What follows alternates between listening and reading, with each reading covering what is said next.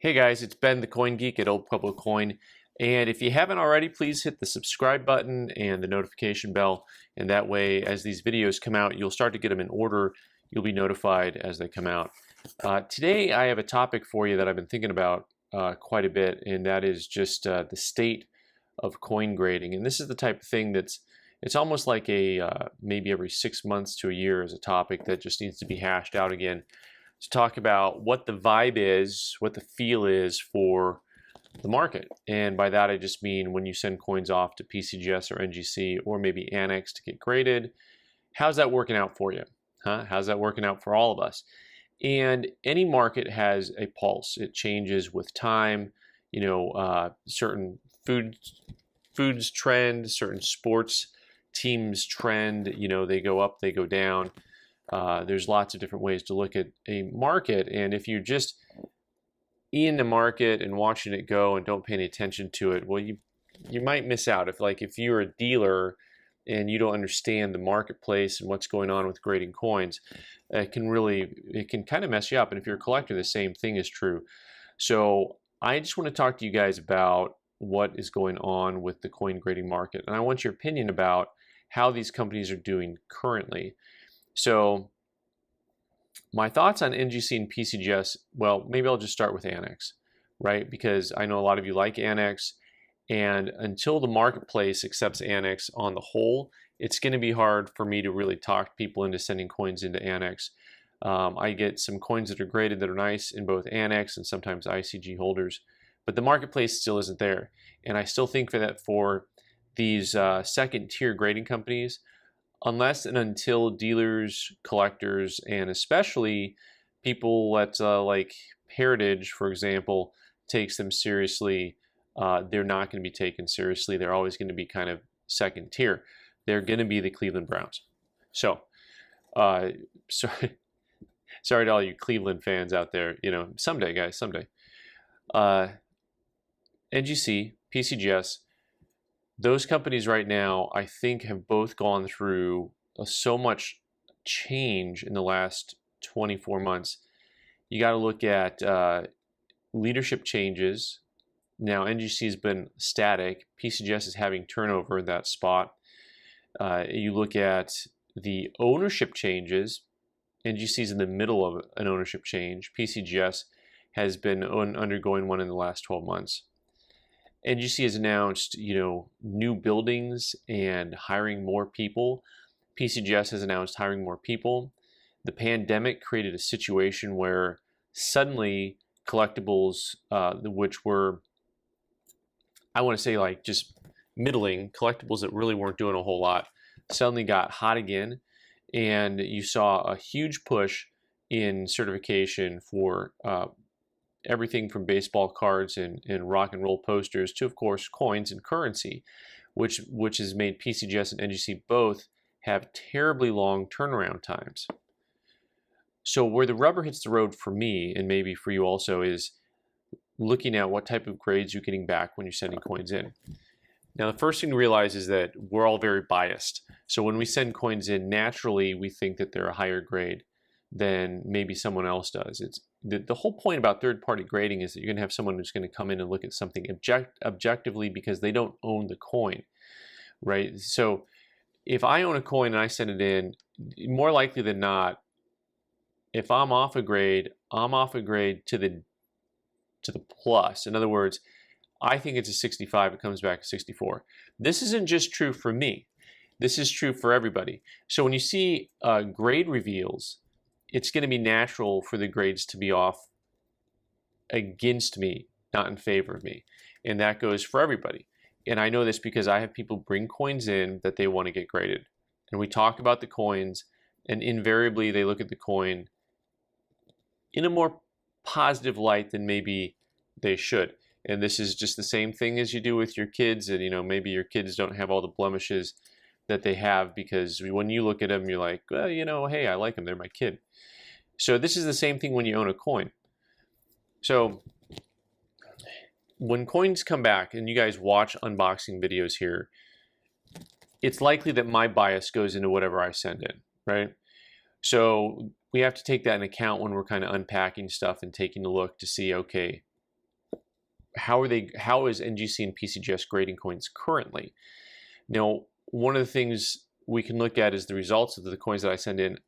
I'm going to try to be as consistent as I can. And you know I'm consistent because I still make some of the same mistakes. I still sometimes miss wheel marks. That's just me being lazy. And if you guys watch the videos, you know what I'm talking about, right? So the big bugaboo from the last 24 months has been questionable color. The want, the need, the ability of NGC and PCGS to actually call something a correct color or questionable color or artificially colored is very different than it was 2 or 3 years ago and for the lifetime thereof. I'm seeing all kinds of things come back, questionable color, that are things that have been sitting in old books toning for a long time. And this is really intriguing because at the same time that they're doing this, there's been a huge spike in the market in colored coins, in highly rainbow toned coins, and you see guys paying $500 for a common date Morgan dollar because it's pretty. And you know, a coin that's not like MS67, it's a 63 or 64, but the color's wild. Guys are fighting for these little artful masterpieces. So there's a question: is this a result of the marketplace that you see NGC and PCGS are like, we got to be really careful with this stuff because you know that's assigning value, or is it because they have a lot of new graders who maybe don't have the same level of experience? This is a theme I'm going to get back to a little bit. So questionable color has been one of the big bugaboos. Now, I know that some of you hate when I complain about the coin grades that I get back. And I know I have others of you that actually hate the fact I don't complain enough. And really honestly, I try to play it straight as I can. I try to tell you what I saw in the coin and how I see it and why I see it a certain way. And that's really the whole point here, is to talk about what I'm looking at when I'm looking at a coin and how my eye is trained to it and what I'm seeing. So as I get coin grades back, if you actually pay attention, now your bias is going to be either you already hate that I complain or you hate that I don't complain enough. So you're going to miss everything in the middle, and everything in the middle is when coins come back grades that are pretty much accurate. Now, a lot of the grading we do is experimental. We're doing stuff on the channel just for the channel. So when I send in a bunch of 1953 pennies and I'm trying to get a high grade on, that's not something that I would traditionally do. And it's not something I'd recommend that you do. But when I'm sending in Morgan dollars and I'm trying to get 65s and they're coming back 64s, well, you've got my biases in play. But also, at some point in some level, I'm trying to be as consistent as I can. You know that I'm one person looking at coins. Now, at NGC and PCGS, they're going to have supposedly 3 graders and a finalizer. And you guys have told me this, and this was brilliant. The finalizer is really kind of the key of, okay, what's the actual quality control going on at NGC and PCGS? Those guys are really important in this conversation right now. Because when I get a group of nothing but MS62 V-nickels back, I thought, okay, we've got some new grader here who is being ultra conservative because he doesn't want to lose his job. He wants to impress the bosses. But there's a finalizer who's got to look at all those and say, you just called 7 out of 10 coins MS62. What, you know, where is that? Where is that guy? So this was a somewhat a pivotal moment in the last year for me, was that box of V-nickels that we got back, and a ton of them were MS62. No collector could collect coins and say, I'm going to get nothing but MS62s. Now watch this, you're going to be really impressed. That's not really how this works. So what I'm moving towards is looking at a lot of the grades I've been getting back over the last couple months and trying to understand, is there a push towards conservatism in grading, or is there a level of naivete in coin grading? And where are the finalizers? You know, is it just nothing but eye fatigue? And I know what a lot of you guys are saying. A lot of you guys are like, okay, well, this is where we need AI, we need AI, we need AI. And I understand, and I think there's a place for artificial intelligence. But how many of you have just loved doing business with a company that have replaced their humans with computers? How many of you honestly can say, man, I'm so excited that when I call the service center, I've got 55 chain emails to work through, or call a phone tree to work through, or if I'm emailing a company, what I'm getting back is clearly artificial intelligence because they're not actually answering my question, right? And I know you want to say, well, it's a little bit different because they're not replacing individuals who are customer service, but they are, because the customer service is the grader. The person looking at your coins is your customer service representative. They are looking at the coins for you, your coins, for an opinion, right? It's the same thing that happens when someone walks through these doors and they look at me and they say, hey, what is this coin? How would you grade this? Can you explain this to me? I mean, that's their job. Their job is to look at the coins and give you their opinion on it. I just don't think AI is going to solve some of the stuff that's going on here. My question to you again is, where's the market for grading? Is it becoming more conservative intentionally? This is something that I'm starting to think I am seeing. Now, there's all kinds of little nuances that we can get into, but the intentionality is a thought. The other second main thought is that they're just inexperienced and they're going conservative because of inexperience, because they're afraid to grade something too high. And so as I get coins back and I start to look at them, they may have eye fatigue, but I'm getting slab fatigue.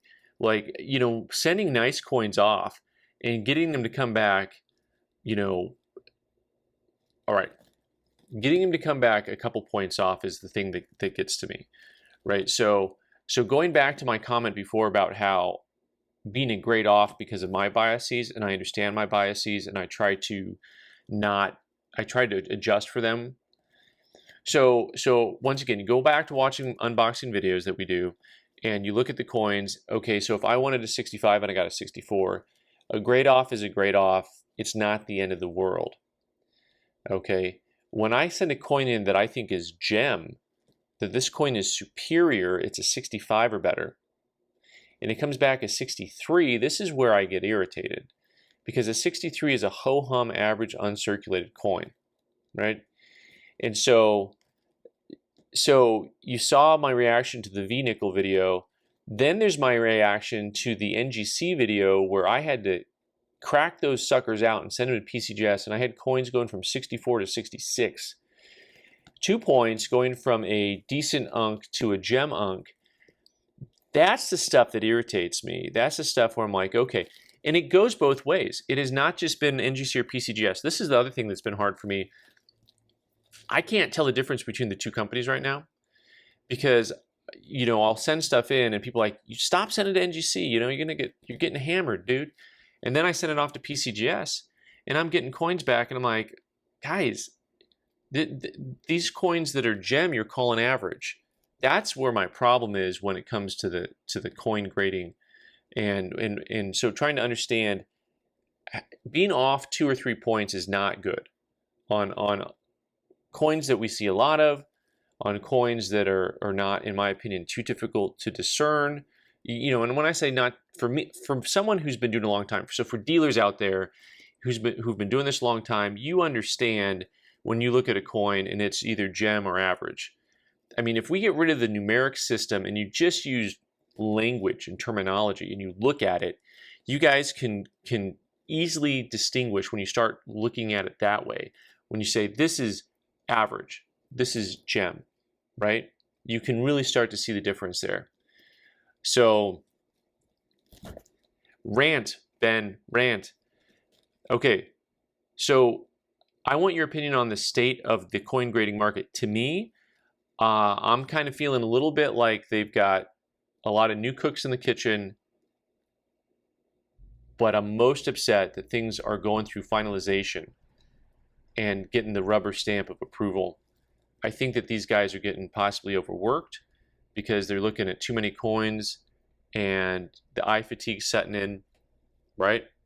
This is what I think currently, and I'm hoping some of this levels out a little bit. I don't think that there's an intentional trend towards conservative coin grades. I don't think that's what's happening. I just think that everyone is a little bit worn out from the pandemic, from having looked at a lot of coins. This is my opinion. Let me know what you guys think. You guys see my grading results. You guys have your own grading results. Let me know what is the status of the current coin grading market, especially PCGS and NGC. Fire away, guys. Thanks so much for watching. I'm Ben the Coin Geek. You can subscribe by clicking on the button in the corner and watch more videos on the right side of the screen. Thanks.